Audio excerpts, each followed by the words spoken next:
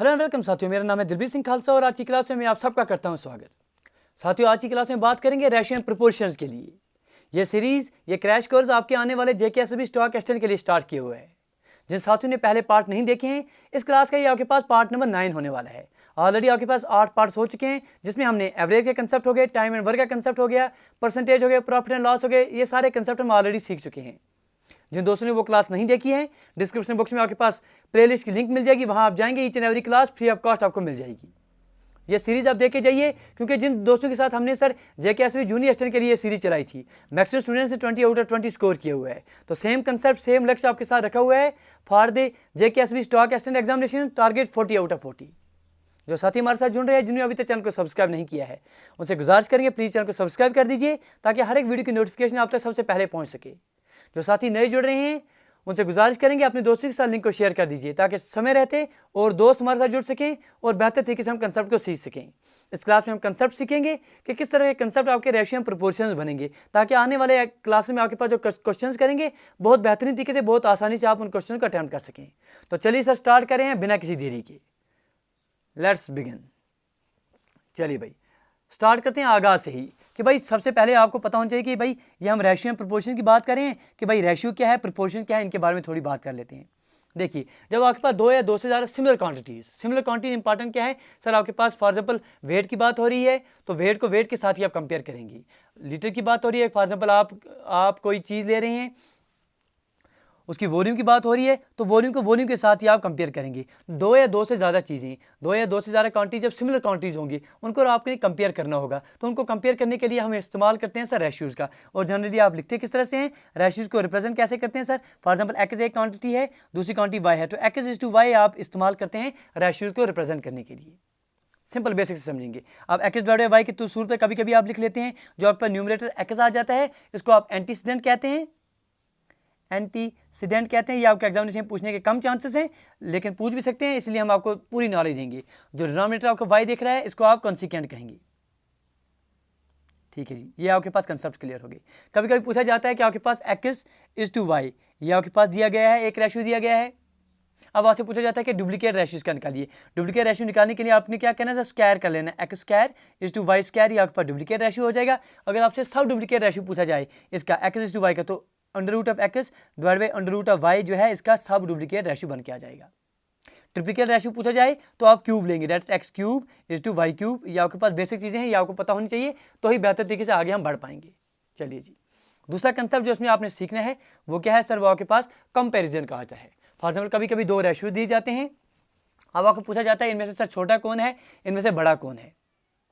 ठीक है, ये चीज़ें आपको तब पता होंगी जब आप कंसेप्ट सीखेंगे। अब कैसे कंपेयर करेंगे, फॉर एग्जाम्पल हम आपको दें कि 9 है और 10 है, इनमें से सर छोटा कौन है, बड़ा कौन है। आप सीधे सीधे देखेंगे सर 10 9 से बड़ा है, तो आप लिखेंगे 9 इज लेस देन 10, ये बात तो सीधे सीधे क्लियर हो जाएगी।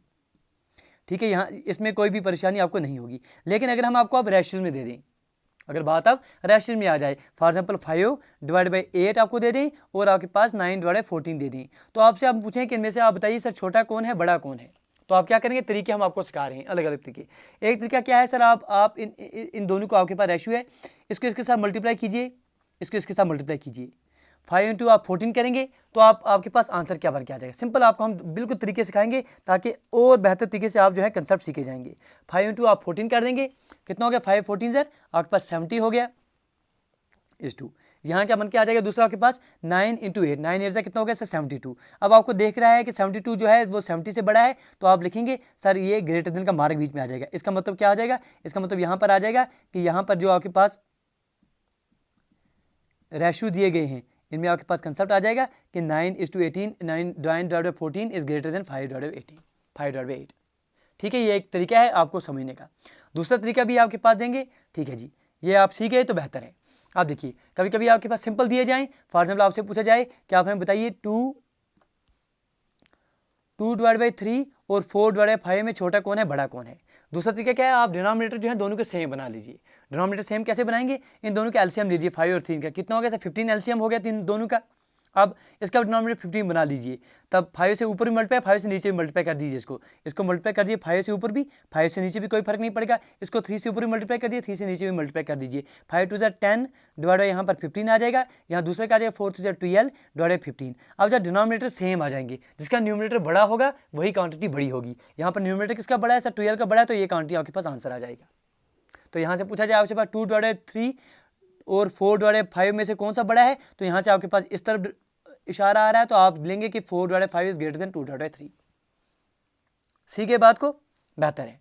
दो तरीके हमने आपको फिलहाल सिखा लिए। एक तो सिंपल कंसेप्ट है कि आप मल्टीप्लाई करेंगे, क्रॉस मल्टीप्लिकेशन करेंगे, जो आपको बड़ा दिखेगा उसी तरफ आप मार्क कर देंगे कि ये ग्रेटर देन है, ये लेस देन है।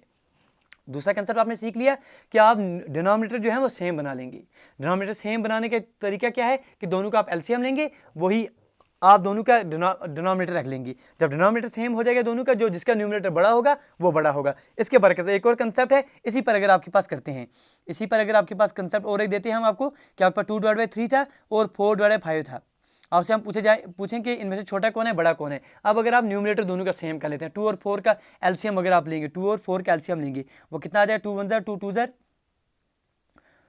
तो 4 आपके पास एलसीएम आ गया। अब ऊपर भी 4 बना लेंगे, नीचे भी 4 बना करेंगे, ऊपर भी 2 से मल्टीप्लाई, नीचे भी 2 से मल्टीप्लाई, यहाँ ऊपर भी 1 से मल्टीप्लाई, नीचे भी 1 से मल्टीप्लाई। यहाँ क्या आ गया, 2 2 4 डिवाइड 3 2 6, यहाँ क्या 4 1 4 डिवाइड 5 1 5। अब जब न्यूमिनेटर दोनों के सेम हो जाएं, जिसका डिनोमिनेटर छोटा होगा वही आपके पास बड़ा होगा। डिनोमिनेटर छोटा किसका है सर, 6 का है, तो ये आपके पास इस तरह से आ जाएगा, that 4 divide 5 is greater than. इसका मतलब ये हो जाएगा कि 4 डिवाइड 5 का मतलब क्या है सर, 2 डिवाइड बाई 3 जो है वो आपका छोटा आ रहा है 4 डिवाइड 5 से।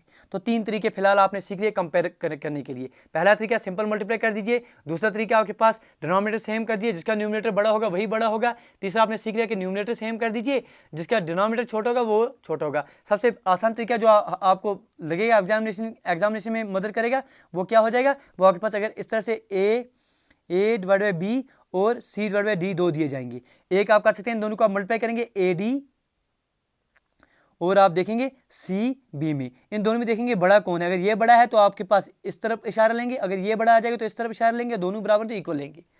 ठीक है, ये आप कर सकते हैं। दूसरा इसके बरकत और अच्छा क्या है सर, ए डिवाइड बी और सी डिवाइड डी, दोनों का आप जो है इन दोनों के डिनोमिनेटर का आप एलसीएम लेंगे, डिनोमिनेटर सेम बना लेंगे। फॉर एग्जांपल दोनों का एलसीएम आपने ले लिया, वो एलसीएम आपके पास 2 मिनट के लिए मान लेते हैं, a divide b c divide d, दोनों का एलसीएम आपके पास ई आ गया।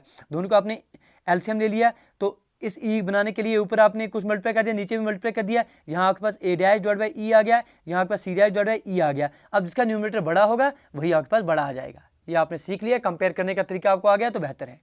चलिए, ये बेसिक तरीके, ये चीज़ें आपके आनी चाहिए। दूसरा कंसेप्ट जो आपने सीखने इसमें आपके पास वो है थर्ड प्रोपोर्शन का।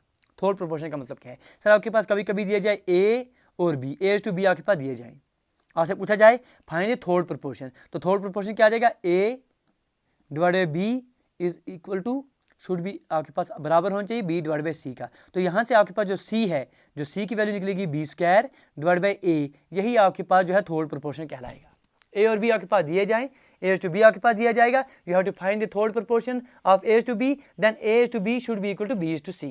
इन that very case c is equal to b square divide by a is known as a third proportionate. ठीक है, कंसेप्ट समझ में आ गया। क्वेश्चन दिया जाएगा, आपके पास 2 नंबर दिए जाएंगे, 16 है सर, 32 है, फाइंड द थर्ड प्रोपोर्शनेट। आप क्या करेंगे, 16 divide by 32 is equal to 32 divide by c, जो आपने थर्ड प्रोपोर्शन निकालना है। ठीक है, वो किसके बराबर निकलेगा, 16 1 16 2 कितने हो गए सर, 32, 32 इंटू 2 कितने हो गए 64, सी इज इक्वल टू 64, यही आपके पास आंसर है। ठीक है, बात समझ में आ गई तो बेहतर है। आगे बढ़ेंगे, अगला कंसेप्ट जो आपके एग्जामिनेशन पॉइंट ऑफ व्यू से इंपॉर्टेंट है वो आपका फोर्थ प्रोपोर्शनेट। कभी आपके पास दिया जाए कि आपके पास फोर्थ प्रोपोर्शन निकालना है, किसका आपके पास 3 नंबर दिए जाएं, ए बी और सी दिए जाएं, तो फोर्थ प्रोपोर्शन निकालना है, तो a divide by b is equal to c divide by d. In that very case d जो है बी इंटू सी आप लेंगे डिवाइड बाई ए, यही आपके पास फोर्थ प्रोपोर्शन निकलेगा। एग्जाम्पल आपके पास 3 नंबर दिए जाएंगे, 3 7 9, आपसे पूछा जाए फाइंड ए फोर्थ प्रोपोर्शनेट, तो आप क्या करेंगे, 3 divide by 7 should be equal to 9 divide by d. तो यहाँ डी की वैल्यू कितनी निकलेगी, 3 1 3 3 9 3 7 21, यही आपके पास आंसर आ जाएगा। ठीक है मेरे दोस्त, सीख गए तो आप साथ साथ लाइक शेयर और सब्सक्राइब करते रहिए। चलिए, और एक इंपॉर्टेंट कंसेप्ट जो एग्जामिनेशन पॉइंट ऑफ व्यू से इंपॉर्टेंट है वो आपके पास मीन प्रोपोर्शनेट आता है, मीन प्रोपोर्शनेट। ठीक है, आपके पास 2 नंबर दिए जाएंगे, ए एक नंबर है, बी दूसरा नंबर है, आपसे पूछा जाएगा find the mean proportionate of a and b. तो मीन प्रोपोर्शनेट किसके बराबर निकलेगा, under root of a into b, यही आपके पास मीन प्रोपोर्शन निकलेगा। एग्जाम्पल हम आपको दे रहे हैं कि दो नंबर्स आपके पास हैं, 4 एक नंबर है, 9 दूसरा नंबर है। आपसे पूछा जाए find the mean proportionate of 4 and 9, आप क्या करेंगे सर? 4 × 9 का आप क्या करेंगे? अंडर रूट ले लेंगे। 4 9 36, अंडर रूट ऑफ 36 वो किसके बराबर हो गया सर? 6। यही आपके पास आंसर है। ठीक है मेरे दोस्त, ऐसे क्वेश्चन आपके एग्जामिनेशन में आते हैं, तो आप बड़े बेहतरीन तरीके से इनको कर पाएंगे।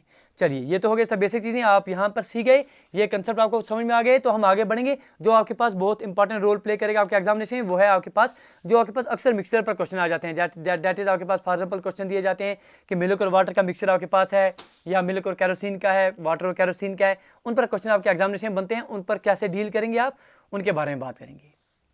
चलिए, उससे पहले एक और कंसेप्ट आपके पास आ जाता है। कभी कभी फॉर एग्जाम्पल आपके पास कोई नंबर दिया जाता है, फॉर एग्जाम्पल बोला जाता है कि आपके पास कुछ एम्प्लॉइज़ हैं sir, A B C D employees हैं, कुछ भी आपके पास दिए जाएंगे। इनकी जो पे है, इनकी जो सैलरी है, वो आपके पास रेशियो में दी जाती है 3:5:4:1।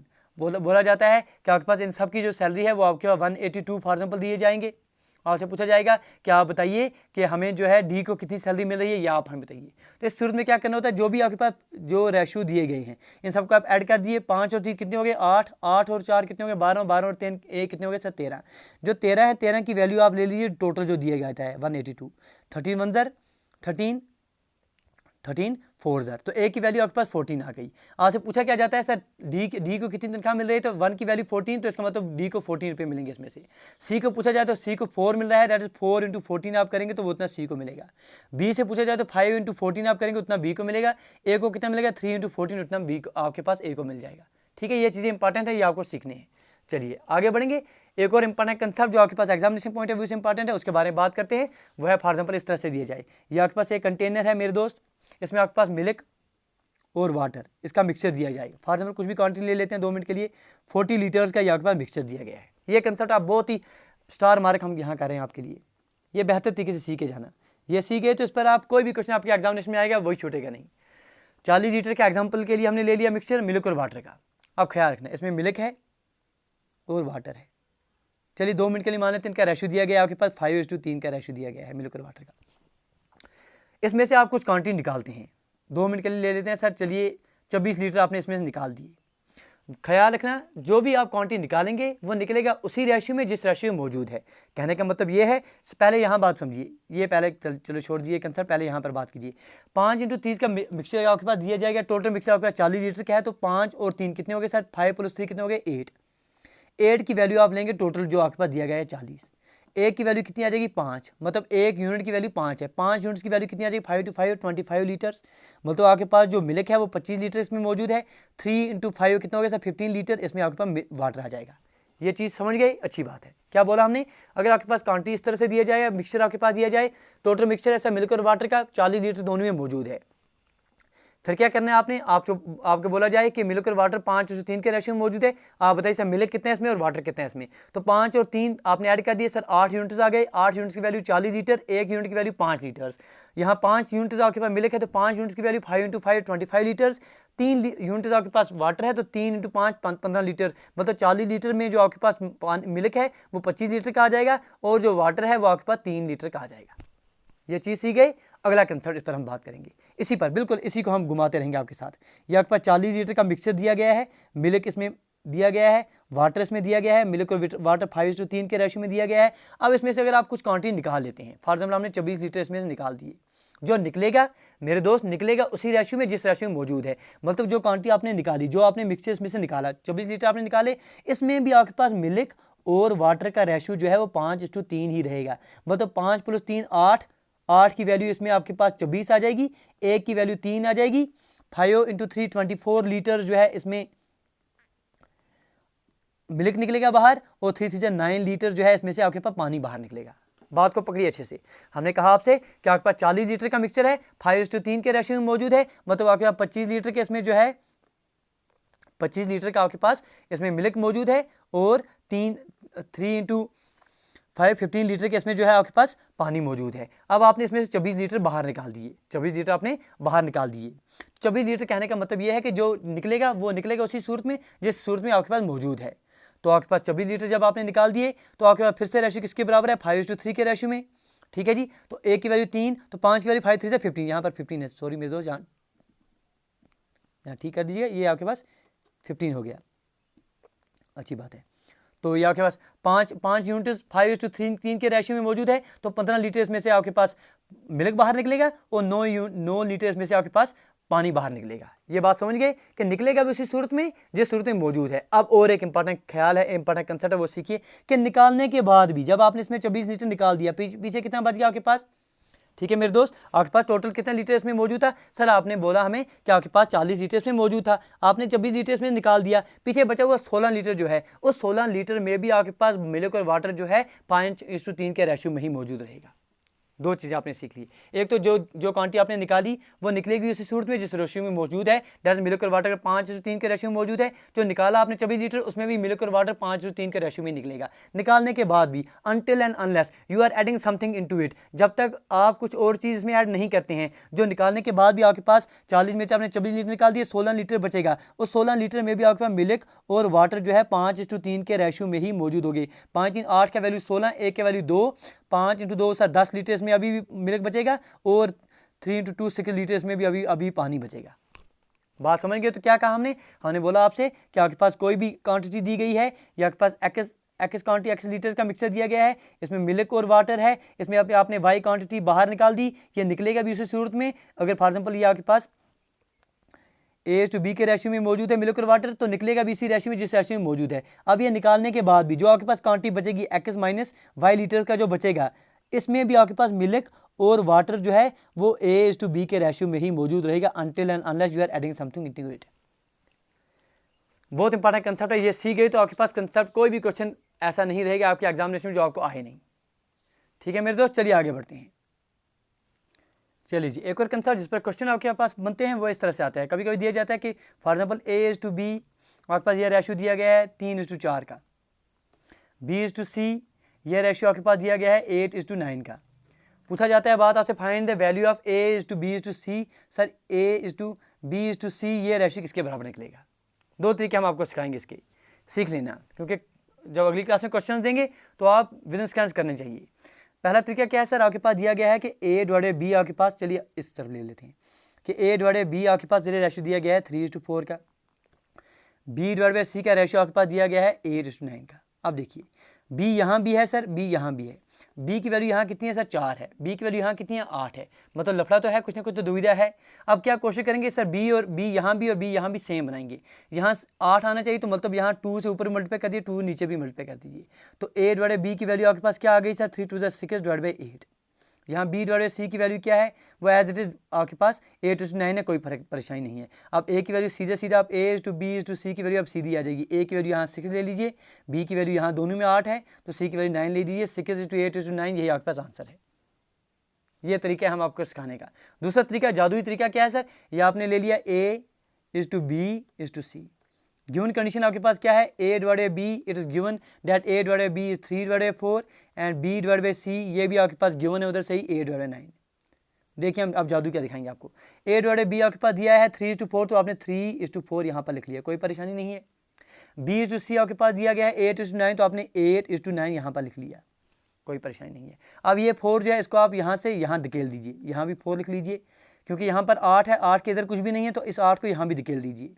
अब कुछ भी नहीं है, आप मल्टीप्लाई कर दिए, 8 3 24 is 2, 8 4 32 is 2, 9 4 36।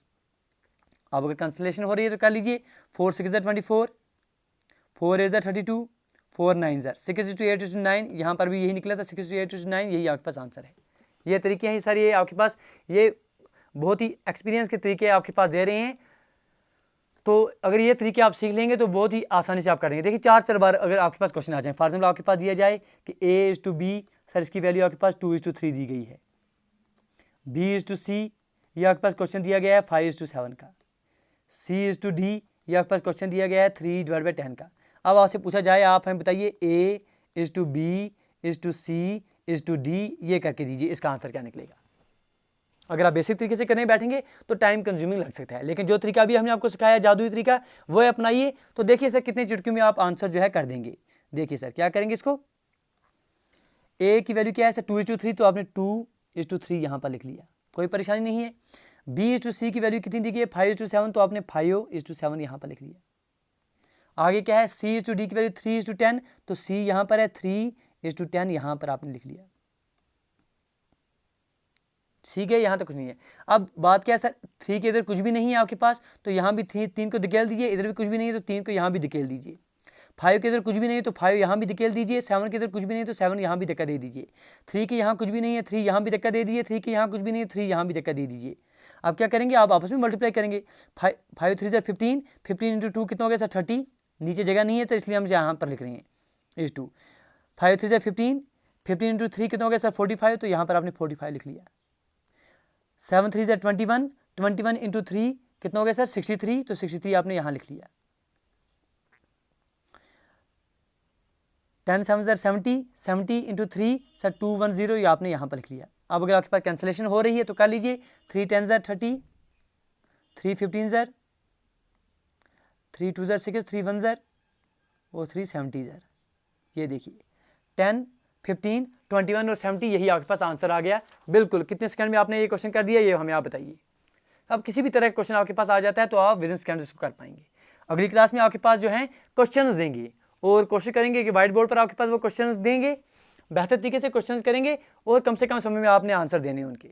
उम्मीद करेंगे कि आज की आपने अपने कंसेप्ट जो है रिवाइज किए होंगे, सीखे होंगे। गुजारिश करेंगे इस क्लास को आप एक बार फिर से 2x मोड पर देखेंगे, एक बार फिर से रिपीट करके देखेंगे ताकि कंसेप्ट को आप पकड़ लें। पर्टिकुलरली ये कंसेप्ट हमने आपके पास मिक्सचर का ये कंसेप्ट दिया है, इस कंसेप्ट को आप प्लीज़ एक बार फिर से देख लीजिएगा ताकि कंसेप्ट आपको क्लियर हो जाए, अगली क्लास में आप बेहतर तरीके से क्वेश्चन कर पाएँ। मिलते हैं अगली क्लास में। Till then do take your best care. Thank you, thanks a lot for watching.